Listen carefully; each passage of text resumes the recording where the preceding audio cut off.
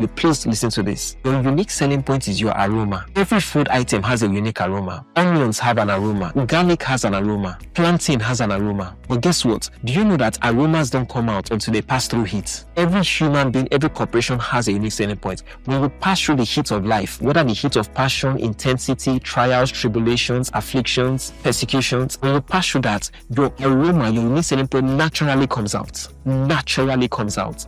Let me give you an example of Ralph Lauren.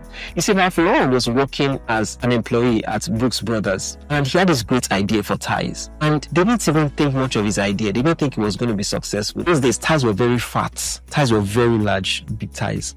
And he had this idea for slimmer ties that were classy, more unique. He didn't think much of it. But it was a very painful time for him. Guess what? He had to create his first set of ties from dustbin. The first set of fabrics he used, he had to take it from a dustbin.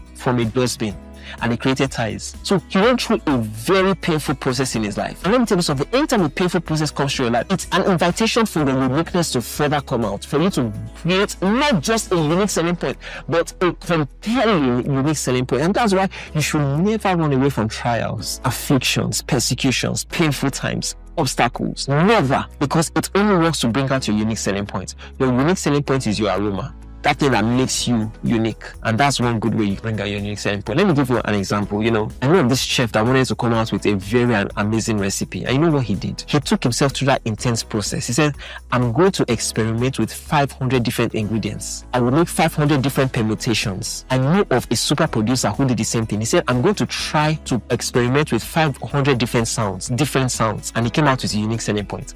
Let me tell you something. If you see people that have not come out with a unique selling point, they have not paid the price. They have not taken themselves through the process. I hope you will take yourself through the process. I look forward to your amazing testimonies. I look forward to celebrating with you. Do have an amazing day.